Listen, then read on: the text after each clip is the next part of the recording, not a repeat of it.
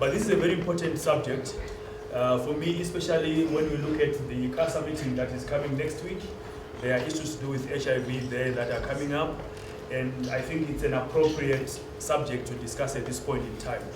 What we'll also do after this meeting is that I will send you the presentation in PDF format on the mailing list, so for those who are not there, and we'll also circulate the video that is being captured on the mailing list. So thank you so much. I'll leave this time to the presenters, and let's have a fruitful discussion. Thank you so much. Thank you very much.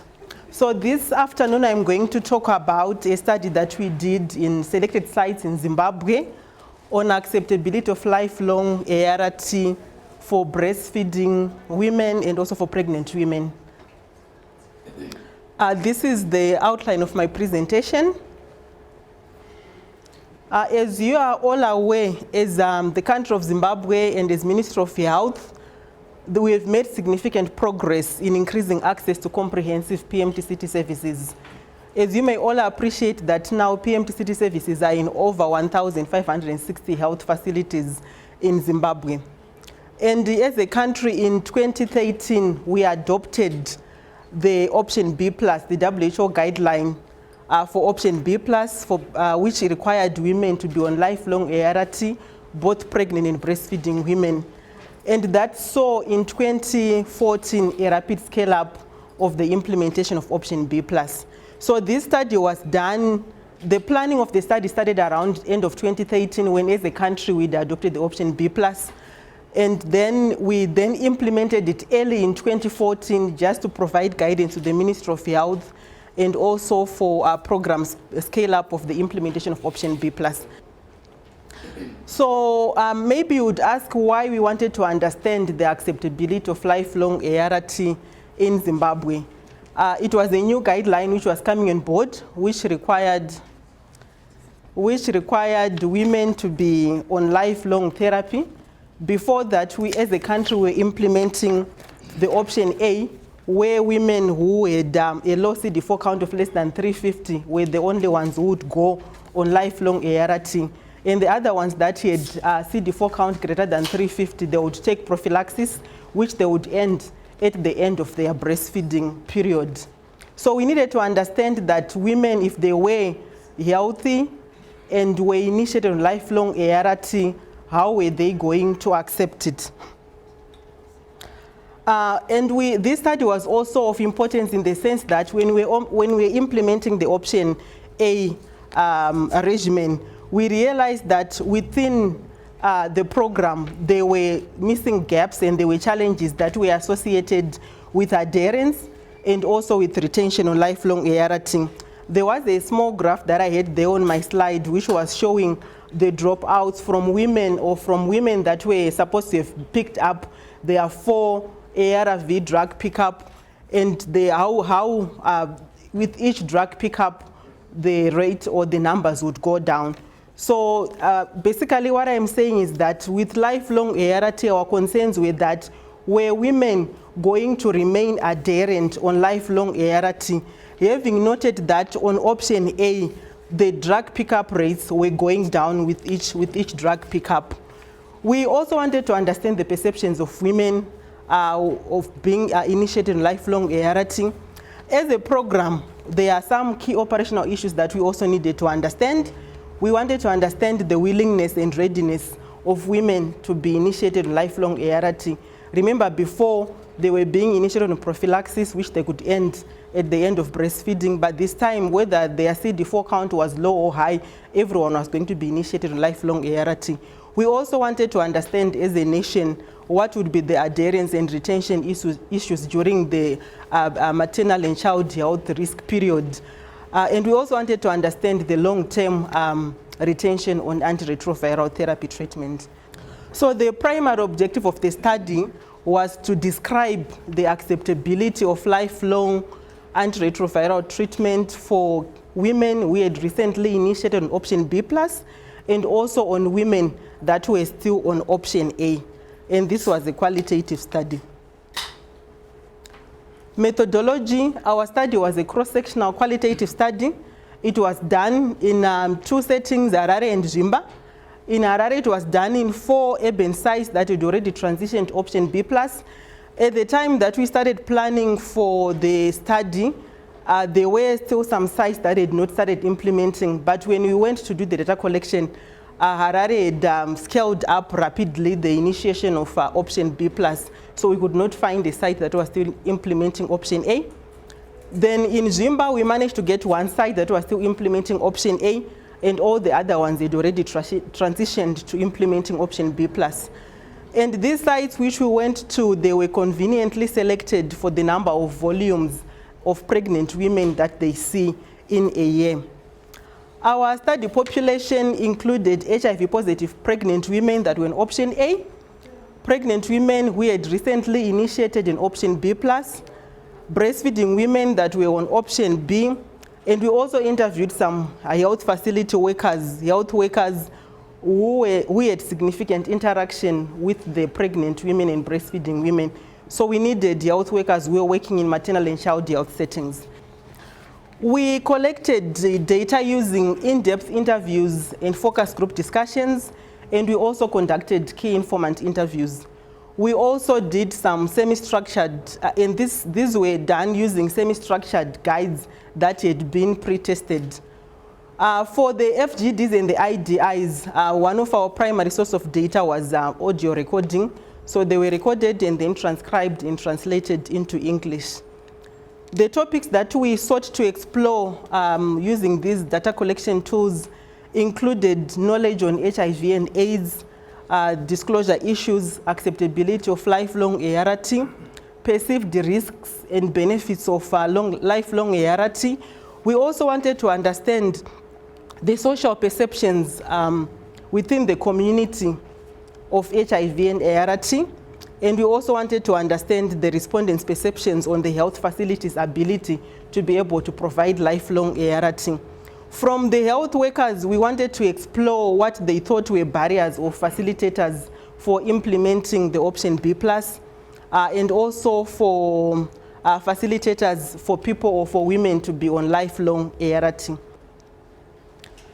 Ethical considerations, we sought permission from the Ministry of Health and Child Care, the national level and the various provincial and district level, including the health facility levels. We also sought permission from the City Health Directorate for Harare. We also had this protocol approved by the Medical Research Council of Zimbabwe, and our participants signed informed consent forms. Data was analyzed, data that was collected, or the data management, the data that was audio recorded was downloaded onto laptops. It was then transcribed and translated, and also verified to ensure quality of the translation by the study coordinators. It was then analyzed using MaxQDA 11.0, and data was coded and summarized through descriptive, text-based summaries, and also data display matrices. Now, the slides that are following are going to give just highlights of the major findings from this study. So this slide is showing you a breakdown of the study, of the IDIs, the FGDs, or the KIs that we conducted. We conducted a total of 43 IDIs, 22 focus group discussions, and 8 key informants with health workers. The table that you are looking at shows you a breakdown of how many IDIs or FGDs were done with each study population. If you look at the row that is in red, it will show you the totals that were done, and the row below the red shows you the sample size that we had purposed to go and interview before the study. And you'll find that the numbers that were conducted were actually within the sample size that we had predetermined before the study. So our data was explored into various themes, and the major themes that were coming out included these 7 that are listed on this slide: acceptability of lifelong ART, factors affecting adherence, challenges in service delivery,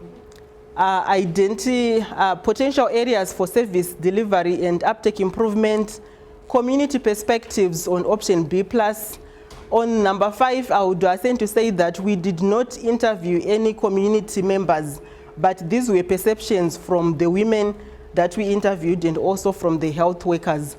Then we also explored how issues around infant breastfeeding issues and option B+, and views of women on option B+. So the following slides will be talking about the themes. Maybe if you go to the slide before. The following slides are going to explain the codes that came out of each of the 7 themes. I know there are gurus in qualitative study here, Sesha, for example. So several themes or several codes, or what I would say maybe the major things that came out from each of these themes are explored in the slides that are coming. So I'll start with the first theme. So one of the themes that came under acceptability of option B+ was challenges in accepting HIV status. On this code, you would find that all the 3 study populations that we interviewed reported that women had trouble accepting their status immediately after testing, particularly on the same day. And they actually thought this was coming from the issues that they were still wondering with the source of HIV infection. They were still also confused because their partners had tested at some point, and or maybe the partners may not have disclosed that they were HIV positive. And because the women still felt healthy, having an HIV test result on the same day left them also confused and about the HIV status or about the source of the infection. Still on that theme on acceptability of lifelong ART, another code came which was relating to the counseling for option B+. So for the women that were pregnant and breastfeeding, they reported that the information that they received during counseling was adequate, and they felt that it was clear and well explained. But they felt that the news of being HIV positive distracted their attention during that counseling session. Going on to the second bullet, although some breastfeeding women noted that counseling is usually done in group settings, some of them felt that it was very difficult to ask individual questions. I'm sure you may be aware that in our health settings, normally counseling is done as a group setting, and the health workers are then supposed to give individualized counseling as the patient or as the woman goes in for consultations. And I guess maybe from the study, they are saying that that opportunity is not provided. And they felt that, since counseling is done in a group setting, they may not be able to ask questions that may be personal.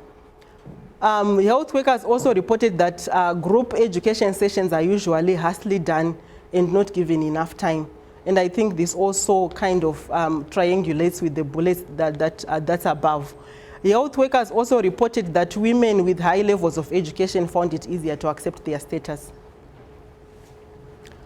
Going on to the code on initiation facilitators. So the code on acceptability of option B+ also explored what would be the facilitators for initiating on lifelong therapy. And for all the 3 study groups, husbands and family support were reported to be key in ART initiation. Among the women, the breastfeeding and pregnant women also noted that it was easier for women to initiate on ART if their husband or wife got tested together, or if they got tested together, it was going to be easier for them to accept or to initiate on ART. Family members, who include all the other significant others around people, were also mentioned to be encouragers for women to initiate. And then seeing other people looking healthy in the communities was also a facilitator for ART initiation. The women were afraid that ART would affect their babies negatively. You would find that in the previous slides, the women mentioned that the counseling was adequate. But when you come to the second bullet, you would see that probably, although the women felt that it was adequate, maybe it's because they didn't know that there were some things that they wanted to know. Issues like how does ART affect their babies? And these issues were not explored during the counseling sessions. Some pregnant women were concerned about ART because they were unsure whether or not it would be possible to have unprotected sex with their husbands. The women's response to taking lifelong ART, both groups of women reported that it was easy to accept lifelong ART because it is similar to taking any other medication like for diabetes or for birth control. And also they mentioned that they would accept lifelong ART for the sake of their babies. And women refused to initiate on option B plus because of non-disclosure of HIV status to their partners. I think disclosure remains an issue where when women were making decisions to initiate or not to initiate, having disclosed to their significant others, I think it plays a key role. Going on now to the theme number 2, which we also explored on adherence issues. And under this theme, the first code that we'll talk about is adherence challenges. Health workers cited that women were confused by the change of regimen and also by the medicine package. I think at the time when the option B plus was introduced, just before that, there was, if you see on the right corner, there was a package of ARVs that was very huge and not acceptable by women and both breastfeeding and lactating because it was a big pack and people would know that women were carrying ARVs when they were coming from the health facility. Going on to the second bullet, all the 3 study populations cited that feeling healthy and stigma from relatives and communities may be a challenge that may cause people not to adhere on ART. The issues around not having adequate food and sometimes forgetfulness were mentioned as causes of non-adherence. Some women may stop ARV medicines when their men tell them that they are looking healthy. And some stop when they are convinced by churches that they've been cured of HIV.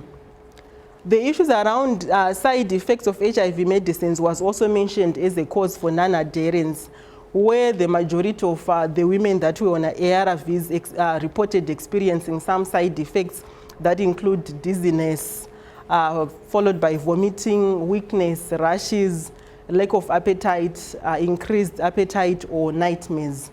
Then coming to what would facilitate adherence, we also wanted to understand from them that if adherence was going to be improved, what is it that needed to be done? The issues around spousal support also came up, and they also thought that people should be taught about taking or having reminders about when to take their medicines, and also ensuring that people have enough food when they are taking their medications. They also thought that disclosure is a facilitator for adherence, and they say that adherence was easier for women when both men and women had disclosed their HIV status. And also what was coming out clear was the benefits of ART, of being on ART as an adherence facilitator. The women recognized that if they were on ART, then it would reduce the risk of HIV to their children and would also keep them healthy for longer. Continuing adherence facilitators, all the 3 study populations mentioned the issues of using alarms as reminders, an improvement in the counseling, ensuring that the nurses are friendly, emphasizing the benefits of a longer life. The fear of being ill or of dying was also a facilitator for adherence. Having support groups and other mechanisms that can facilitate disclosure was also mentioned as a facilitator for adherence. The health workers mentioned the presence of organizations that provide information, health information, by giving them handouts or free handouts to read. I think here we're just trying to say that we should be giving our clients more information for them to be able to adhere, since information is power. The benefits of option B plus was also a facilitator for being adherent. I think women noted that because if they were to be on lifelong ART, this was going to reduce stigma, leading to improvements also in the breastfeeding patterns, mainly because women continue to breastfeed without fearing of being questioned of their HIV status. because both HIV positive and both HIV negative, HIV positive and negative women were able to breastfeed their children the same way. Issues around loss to follow-up. Several challenges were mentioned that would affect adherence on lifelong ART, and these were around long distances to health facilities, issues around geographical obstacles, including floods or flooded rivers, also including issues around fear of disclosing their HIV status. And I think one of the things that was also mentioned and suggested was that there should be increased and improved counseling to facilitate adherence. The women mentioned positive experiences of being on option B+ or of lifelong ART, the issues around improvements in health, less rashes or boils, gaining weight, regaining appetite as a result of being on option B+. Some women also talked about HIV-positive pregnant women giving birth to negative babies and also being able to breastfeed them safely. Positive experiences that were also mentioned were that women would also become healthier for longer and be able to fend for their families as they do other chores at the house. And they also mentioned that the pill burden, if they were being on option B+, as it was coming now as a single dose, fixed dose combination, it reduced the pill burden. Now we'll go on to theme 3, which is trying to gather information or to explore challenges around the health facilities or around health service delivery for implementation of option B+. Several challenges or several codes were noted, and the first one I'll talk about are the challenges with option B+ provision. Women reported long queues and long waiting times for ART services. Several women also expressed their concern over inadvertent disclosure of HIV status through the processes that were happening at the health facilities. In some settings, pregnant women would be seen in one room and then be given their green book to go to the pharmacy or maybe even to wait in the queue for services for consultation in a queue where there are also other HIV negative women. So in those processes now, disclosure of HIV status of women was happening, and they were not happy about that. Then the health workers mentioned about the increased workload, where they felt that for most of the rural health facilities that are being manned by one nurse and maybe one nurse who had been trained, it was going to compromise the quality of service that was going to be provided, and also the amount of documentation and registers that needed to be recorded would also increase with the implementation of the option B+. From all the 3 study populations, they felt that the medicines or the option B+ medicines were in shortage. It was an issue. However, I think as we speak now, when we started implementing the option B+, ARVs are available that can cater for the people of Zimbabwe.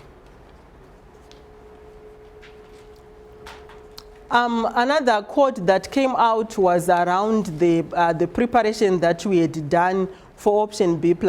I think I'm mentioning this slide here because right now, or at ICASA, which is coming this next week, we are going to hear about the new guidelines that have been released by WHO, whereas as a global arena, we are going towards the treat and test approach. And I think some of the findings that are coming out here may also be important for us as a nation as we prepare for the test and treat approach. So the key informants who are the health workers mentioned that only one nurse had been trained per health facility. And they felt that this was inadequate to sustain the implementation for the entire department, for the maternal health and maternal, neonatal, and child health department. The health workers also complained that not enough information was provided and not enough time was given for the preparation of the health workers in the health facilities prior to the implementation of the program. All groups reported that ART could be initiated earlier because CD4 count was no longer required as a prerequisite for ART eligibility. Although that has also compromised the baseline CD4 count that should be provided to people before they initiate ART. Potential areas that could be improved in service delivery came around the time the clinics are opening. Women recommended that the health facilities should open at 8 to avoid long queues and have ART service provided in maternal and child settings. We also disseminated these findings to the health facilities and to the districts where the study was conducted.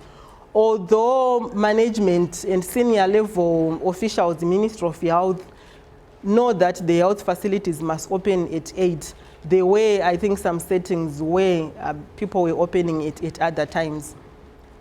Then space, organization, and privacy issues. Women advocated for integration of ART services within maternal and child health settings, where women wanted their ARV medicines to also be dispersed within the ANC, and this would limit the women, or would take away the challenge that we talked about earlier on of moving from one room to another holding your green booklet.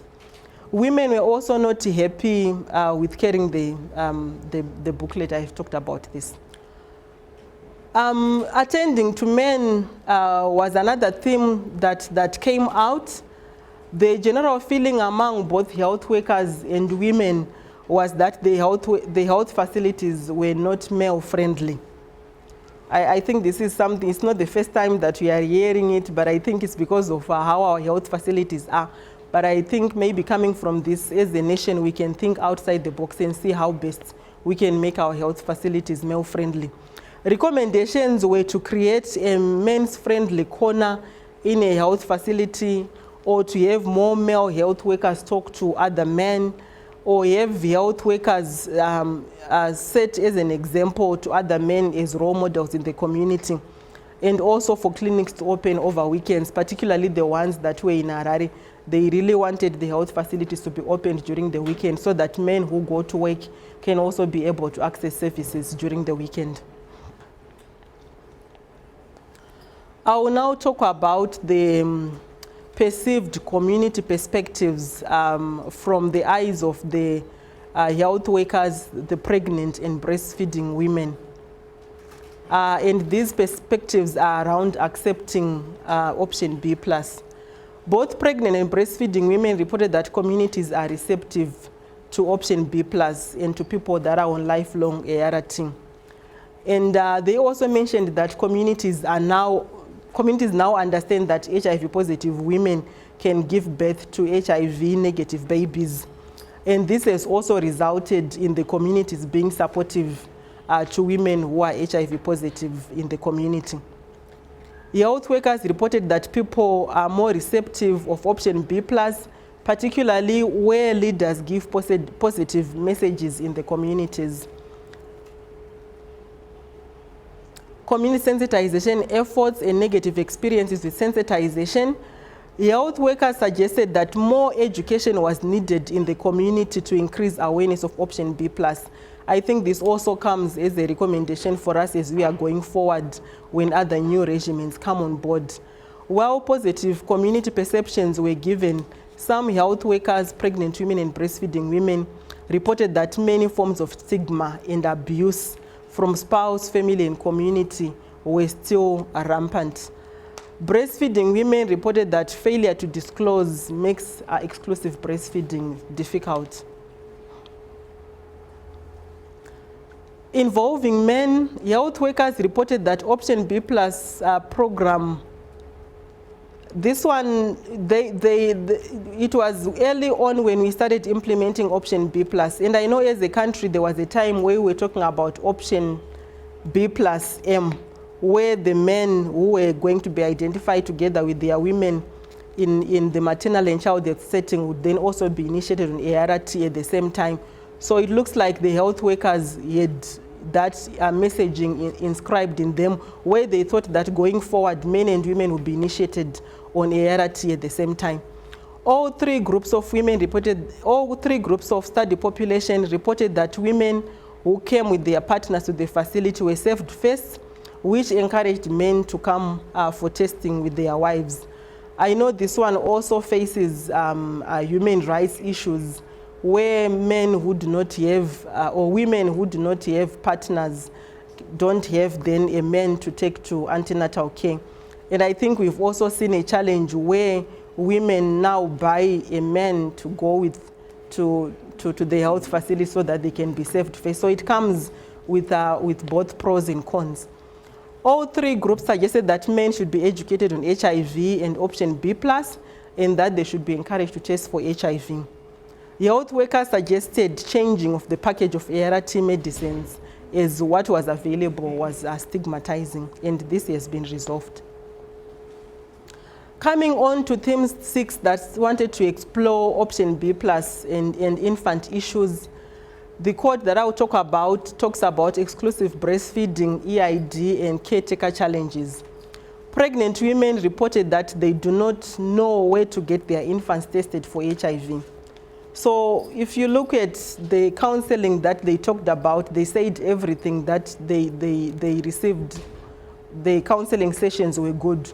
But if you come to this slide, these are issues that you would have thought that they addressed in the group counseling sessions. Then the health workers also reported that exclusive breastfeeding is being challenged by fear of disclosure and disclosure to family members and other family members, including husbands, and also the issues around. They also feared, I think, the issues of if they did not disclose, then the issues of mixed feeding would then arise, particularly when mothers leave their children in the care of other caretakers. So this slide summarizes our broad objective where we wanted to understand the acceptability of lifelong ART. So the women on option A felt that option B+ is acceptable. They reported that option A was not any different from option B+ because it was still involved in taking pills every day. The women that were on option A felt that if they take lifelong ART, then they will stay healthier for longer. And they mentioned that husbands and family would influence their decision to initiate on lifelong ART. Some of the women who were still on option A wanted to know how option B+ was going to affect their breastfeeding recommendations. Option B+ would allow them to maintain their health for the sake of their family. They also mentioned the benefit of decreasing the risk of HIV transmission. They also talked about the benefit of not needing a CD4 count before ART initiation. Disclosures, as we've mentioned, would be necessary. There was one myth that came up that needed correction where women thought that option B+ had side effects similar to opportunistic infections. And this has been addressed and is being addressed through counseling and correct messaging. So in conclusion, women on option A were willing to initiate on option B. Women that had recently initiated on option B were willing to continue on option B. Several issues needed to be addressed to facilitate adherence, and some of them were health facility delivery models, particularly the issues around the green booklets. Counseling structure, it needed to be addressed because it was being rushed and was also done once on the day when the women were distracted by the result of the HIV status, and the issues around family and community support. So as recommendations, we grouped them into several thematic areas where we felt that there was a need to strengthen counseling for option B+. Service providers to adhere to counseling guidelines. What we noted was that as a nation or in Ministry of Health, the counseling guidelines are there, but they are probably not being followed up as people are doing counseling. So our recommendation is to ensure that service providers are adhering to the counseling guidelines. and that they should also revisit the information that is shared during the group session when they now do their individualized consultations. We also recommend that, remember, the women were saying that information is given to them, or maybe there's information overload given to them on the day that they are initiating ART. And when they come for subsequent visits, no structure of adherence is happening. So our recommendation is that there should be ongoing counseling, maybe at every encounter with the women, there should be ongoing counseling. And then we also recommend that trained nurses to be in the counseling and to be supervising the pieces. For most of the health facilities, I'm sure because of our task shifting that we have done as a nation, most of the counseling is being done by PCs, and in some cases without the supervision of the nurses. So our recommendation is that the trained nurses should then supervise periodically what their PCs are doing. Then counseling sessions to include discussion on side effects and how benefits should outweigh the side effects. You will note that when we were talking earlier on, people were talking about side effects being one of the factors that would stop them from taking their medications.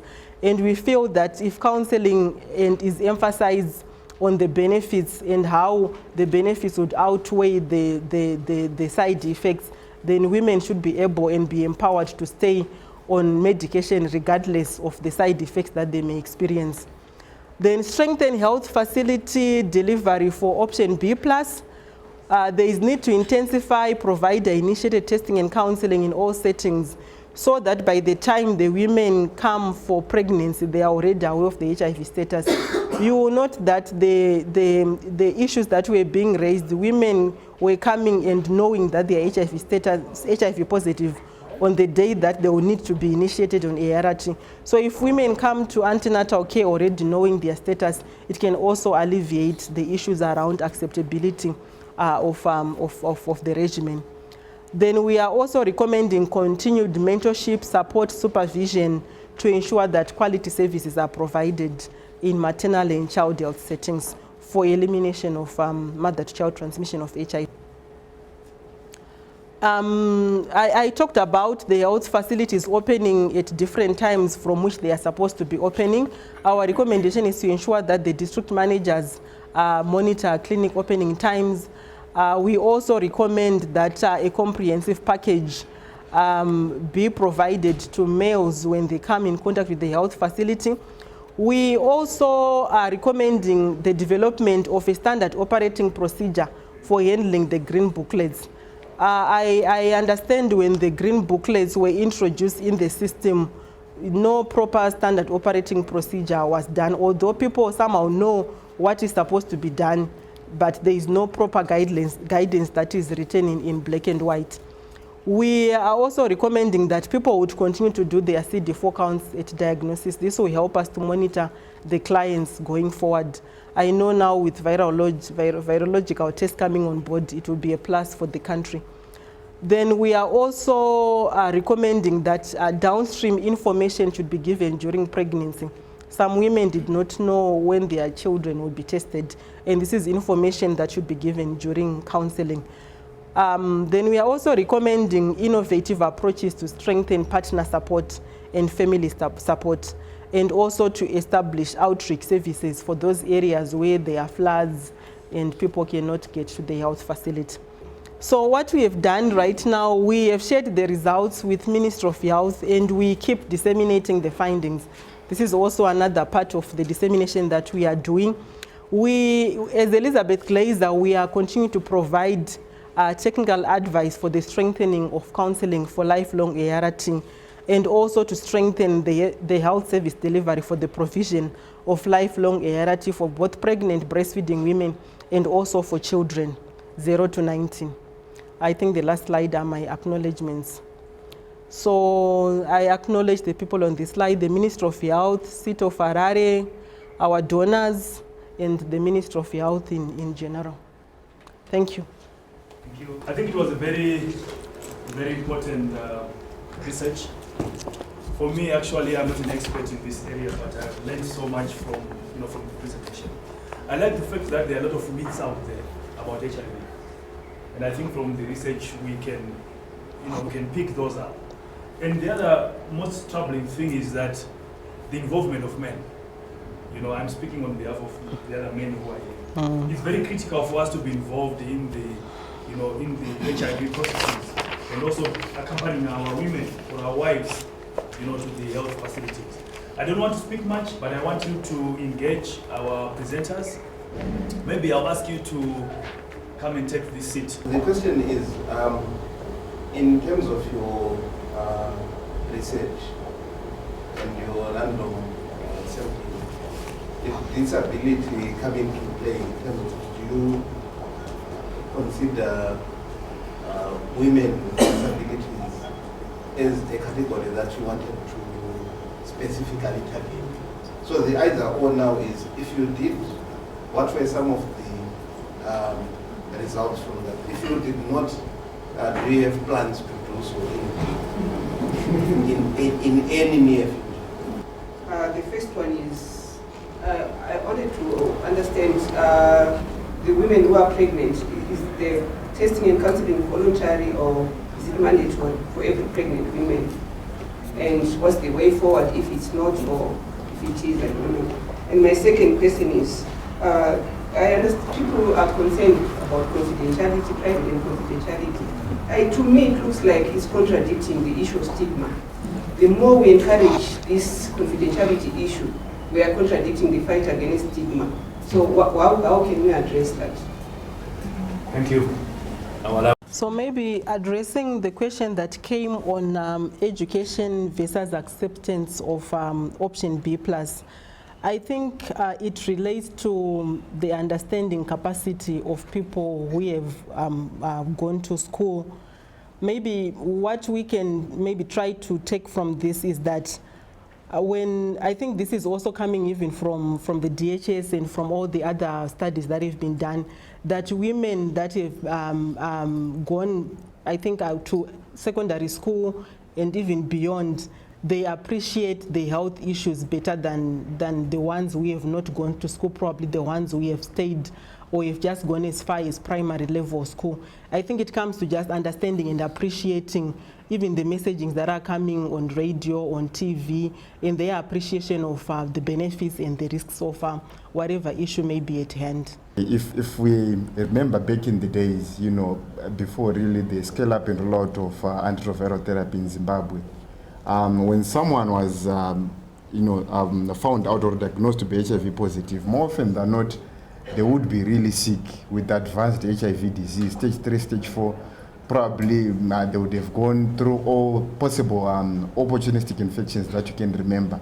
And then it was almost like obvious that you would know that, when you see someone who's got diarrhea, who is wasted, who is on TB, most likely that they're HIV positive, even without having a confirmatory test. So, with the coming on board of antiretroviral therapy, most of these clients have actually, been better now, and they've, quite a number of them have actually gone back to, being gainfully employed.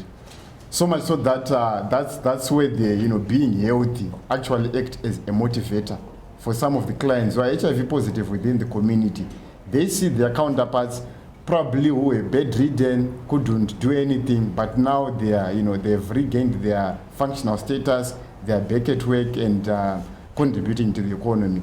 So that bit really motivates other clients, other women who would have tested HIV positive to be on treatment. But the negative bit now on green booklets, for those not in the know, green booklets are patient or ART care booklets that are held at the health facilities. So within the ART program in Zimbabwe, a client would have 2 documents, a facility held document, that's the green booklet, and a patient held booklet, which is like your routine card that you take to your health facility when you are sick. So both of them are completed. The patient held card, you take it with you home, then the facility held card, that's the green booklet, it remains at the health facility. So what was found out in this study is that at some health facilities, when women came in for their routine ANC, for example, they will be sitting in a queue. Probably there will be one who is HIV positive, the next one HIV negative, HIV positive. And as you are sitting, probably all of you will be healthy. No one will know who is HIV positive and who is not. But then when you see one woman getting a green booklet and you didn't get a green booklet, I mean, some women will start asking questions. And more often than not, I mean, news circulate within the community. Eventually, they'll get to know that those who get the green booklets, they are on ART, which means that they're HIV positive. So that really contributed to the advertent disclosure. So, but at the other youth facilities, that, you know, like what is recommended within the national guidelines is that facility-held booklets really should remain within the facility. They shouldn't be given to the client. So if the client comes to the health facility, really they should be with the healthcare workers on the facility. Not to say you give them to the client as they are waiting to be seen within, like in the waiting area, or the client takes the booklet to the farmers. So that really, I think that's where the green booklet really was an issue, as compared to healthy women within the community actually acting as a motivator for some to join the program and being initiated on ART. Okay. Yeah. I'll talk about the men's corners and the male health workers then disclosing the HIV status of the men to the community. I think confidentiality remains an issue, but I would like to assure the audience that our health workers are professionals. We have also signed their code of ethics. So if they do that, they need to be against the code of ethics that they may have signed. In normal practice and in professional practice, they are not supposed to discuss people's health issues outside the health facility, and not even to share it with a colleague unless if it has been agreed together with the client that they should have a shared confidentiality. So I would want to assure you that our health workers are trained and they have signed to some ethics code as a requirement by the Health Professions Council of Zimbabwe. So probably just to add to that bit on confidentiality, even getting information on your partner whom you are legally married to, as healthcare workers, they are not obliged to do that without the consent of the individual. So really, healthcare workers are expected to practice confidentiality by the book. And I think they've done really well with regards to that. Otherwise, you know, we should be getting many stories, because I know on a daily basis we have thousands and thousands actually visiting health facilities, but we don't get as many stories coming out of the healthcare workers who would have attended to those clients. So coming to the question on whether disability was part of what we had targeted to find out in this research study, I would say we did not specifically go out and target people that had disabilities, but in our sample size selection, we did not exclude them either. If they were coming to the health facility and they were pregnant, or they were breastfeeding, or they were a health worker, they were part of the study sample that we interviewed. But unfortunately, we did not record the characteristics of our study population. Then going on to HIV testing and counseling being voluntary or mandatory. So I think we're all aware that currently HIV testing remains voluntary in Zimbabwe. And until that status quo is changed, I think it will remain voluntary. So we encourage pregnant women. I mean, I'm saying we because I'm also a clinician and also a programmer. So we encourage pregnant women, not just pregnant women, but we encourage everyone to get tested. But it's not forced. So I think if we want to make it mandatory, there are human rights issues that are associated with that. So as long as the guidelines say that it remains voluntary, we will continue to implement voluntary HIV testing and counseling. What we just do is continue counseling, encourage the women to get tested, encourage the men to get tested, for them to appreciate the benefits that are associated with knowing the HIV status one, and also being put on treatment if they're HIV positive. So I think that would be my response with regard to HIV testing. I don't know. You may add. I think you've said it all. So the last question was on confidentiality, fight versus stigma. So I would want to say that patients or people have a right to confidentiality. In as much as we may want to fight stigma, we then cannot say people should disclose outside where they are comfortable to disclose.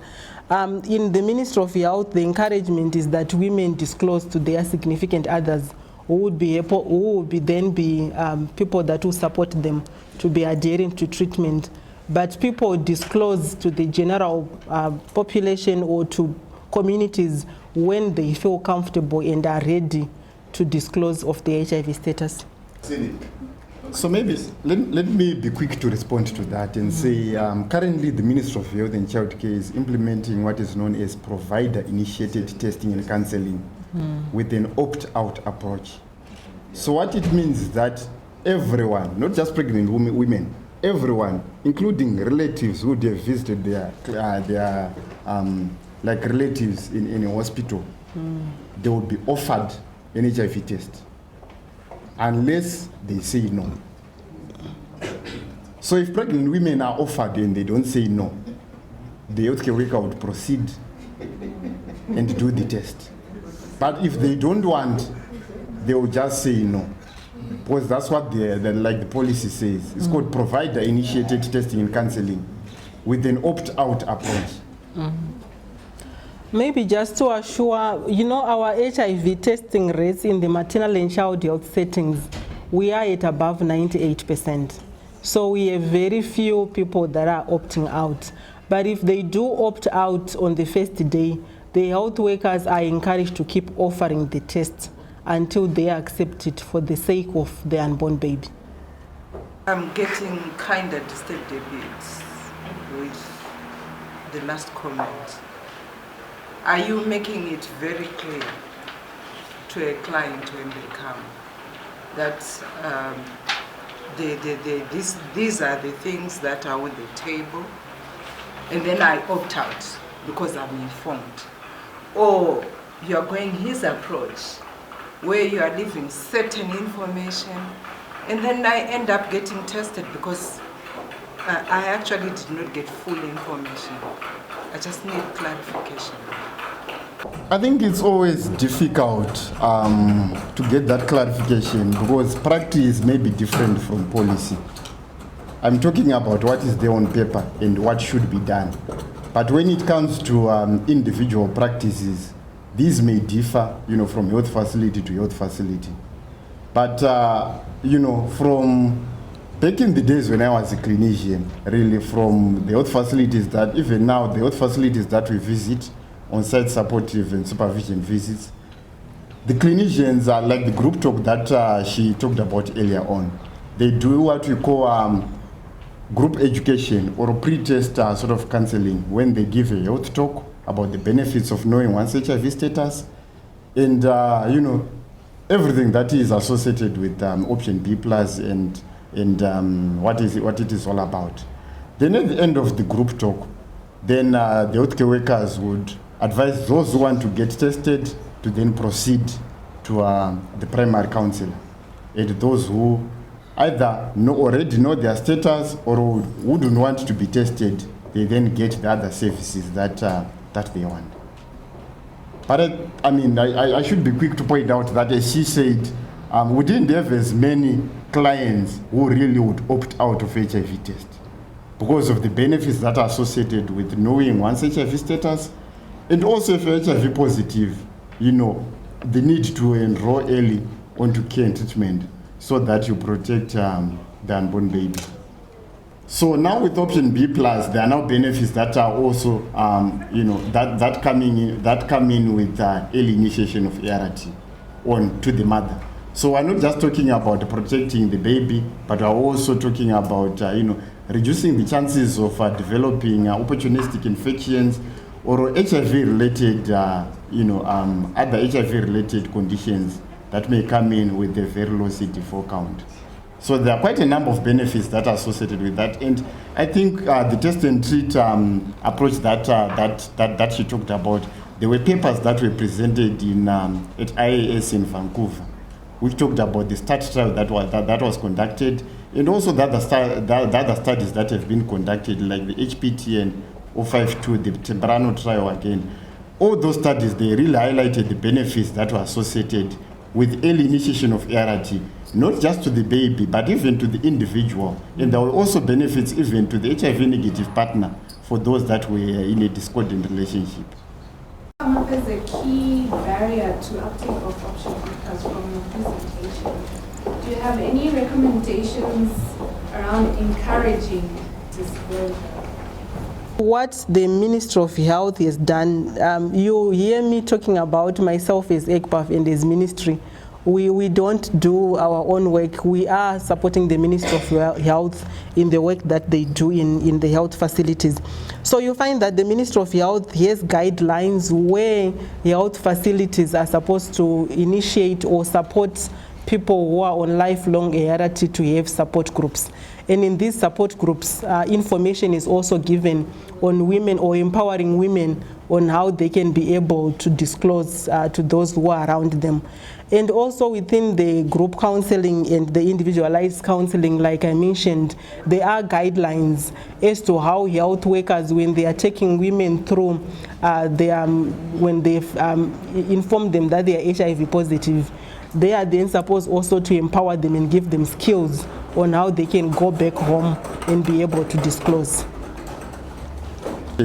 So as ECPAF, we've also worked together with the National AIDS Council to engage religious leaders, and we've participated in a number of meetings where they invited religious leaders from, across all the religious sectors that we have here in Zimbabwe. And we've actually presented, results of this study at one of the meetings that we had in Chinhoyi. But indeed, it remains a challenge, really convincing the religious leaders to, speak the same language that we're also speaking with regards to the issues of HIV, and also with regards to the need for, clients to continue on care and treatment, even when they feel that they are really feeling much better. Then going on to the changes in packages. So probably just to point out that really changes in packages mainly have been brought about, I think, because of two things. One, issues to do with the supplier. Then secondly, issues also to do with the changes in regimens that come in. So when I speak of issues to do with the supplier, let's say you are getting bread. I'm sure we all have bread at some point in time during the day. We can have different suppliers making the same bread. So if you buy Lobels today, and I'm used to getting Lobels, then someday if you if you bring home some other type of bread like Baker's Inn, or it might be difficult, but it's the same bread that we're talking about, but just a matter of a different packaging. Then second thing is to do with the changes in regimen that the country has had over the years. So when the ART program really started, I think is the preferred first line for adults who were the preferred first line regimen for adults who were receiving ART was a combination of stafidine, lamivudine, and nevirapine, which was Stalanev or Triimmune. So depending on the manufacturer, Varichem at that time was manufacturing, that combination, and they had their own name. And we also had other suppliers who were coming, I think, from India, which had different package. So when the country moved on, because of the evidence that came on board that maybe Stalanev was not the best regimen to be used, the country then moved on to a tenofovir-containing regimen of tenofovir, lamivudine, and nevirapine. That brought about a change in the packaging, because this new regimen was now coming with its own packaging. So it was something that could not be avoided. Then with the coming on board of now the new regimen, the preferred regimen, which is tenofovir, lamivudine, and efavirenz, which is now being used in option B+, as well as the general OI Art program. it has a different packaging. So with the changes in regimen that the country uses, it is almost impossible to avoid changes in the packaging that will be coming with the changes in the regimen.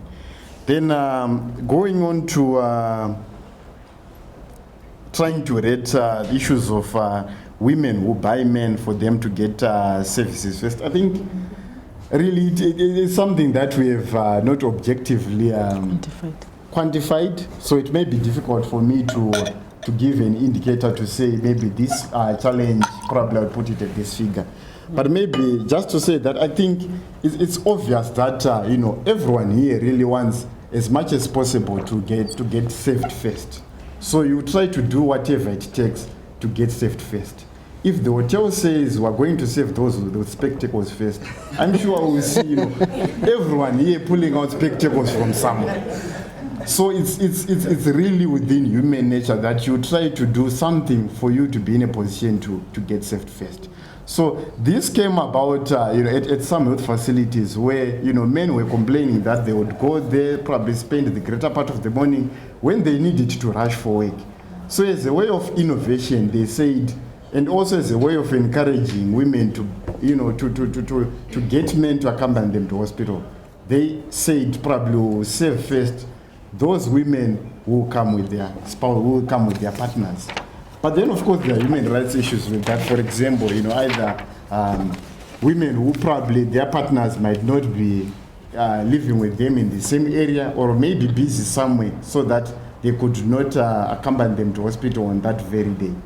So in the end, they ended up, some women ended up getting or paying for some men out there so that they can get saved first, for them to go back either home to do whatever they wanted to do at home, or maybe even to go back to their workstations and contribute meaningfully.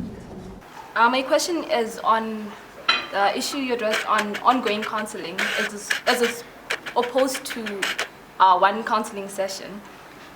You mentioned an issue where there were long queues, and don't you think ongoing counseling and individual counseling might actually extend the time period that's spent with individual clients and in turn increase and add on to that problem of time and queues?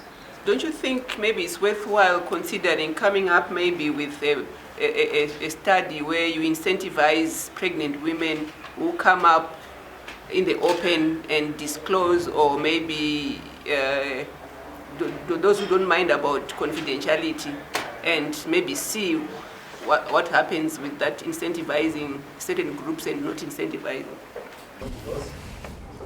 Okay, thank you. So coming to the one that you mentioned about behavior change, or how we are working as Elizabeth Glaser Pediatric AIDS Foundation to ensure that the issues that we are finding here are integrated. We work very closely with the National AIDS Council, and we also provide technical advice even in their revisions of the behavior change model.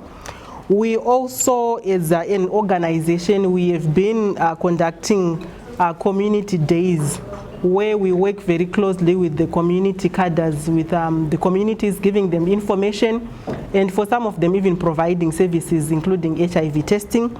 We are also working very closely with the community leaders. As my colleague mentioned here, we are in some communities, we actually engage them to ensure that these issues are discussed at community level.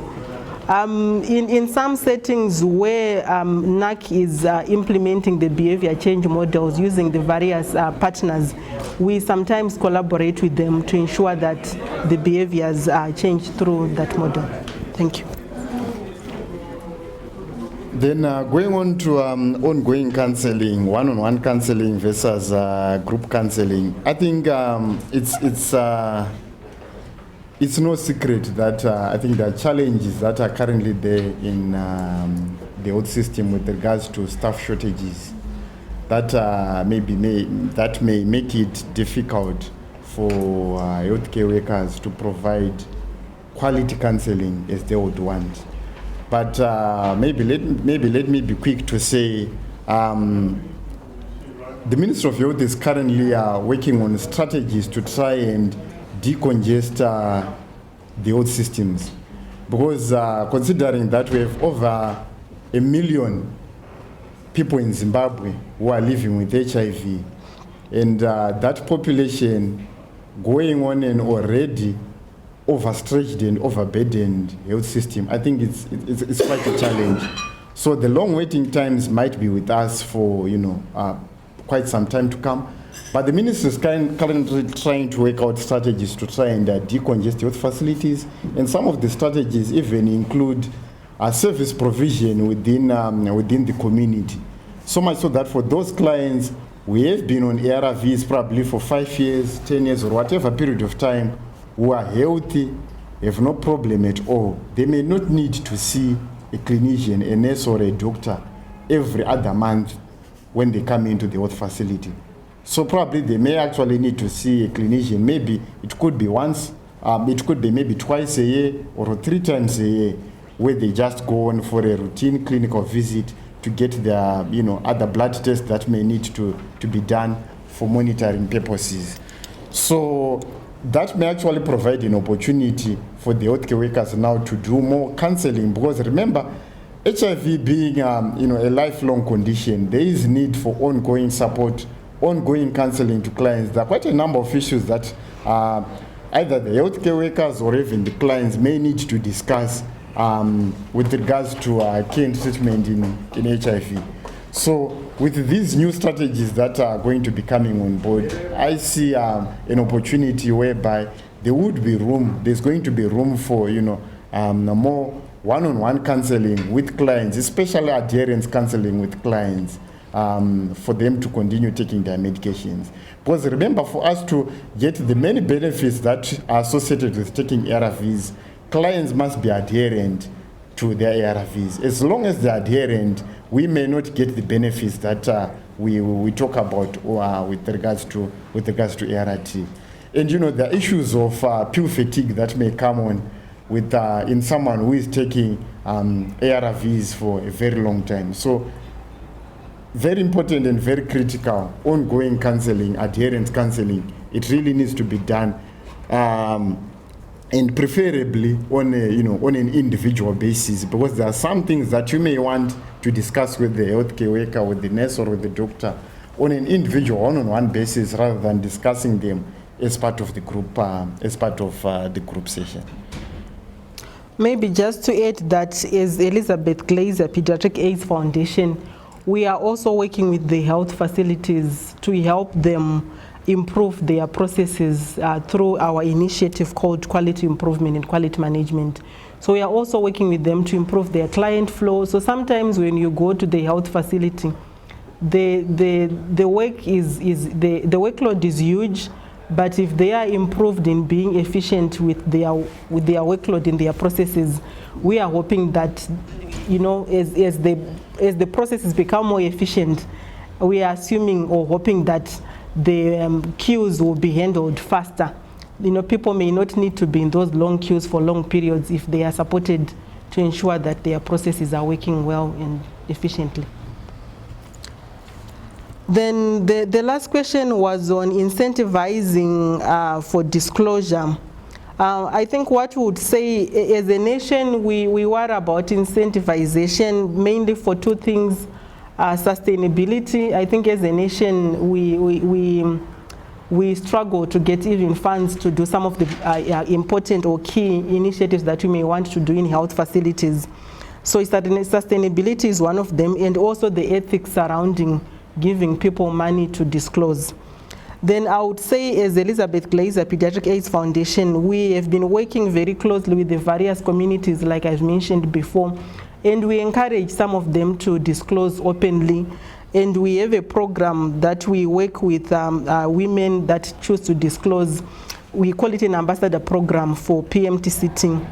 For those women who are open to disclose their status openly, some of them, they take part in the functions or in the community events that we do at your health facility or in the community, and even including International AIDS Conference events. So we are also encouraging people to disclose their status, although it remains an issue where we can't incentivize or give them money to disclose. it has to be out of their own volition. Thank you. I just wanted to say for December we will not have a round back, mainly because a lot of people are going for holidays. So I will definitely meet you in January. Let's hope we are going to be bigger and better than we were in 2015. So thank you so much for your support. Have a nice and safe holiday for those who will be traveling. Thank you.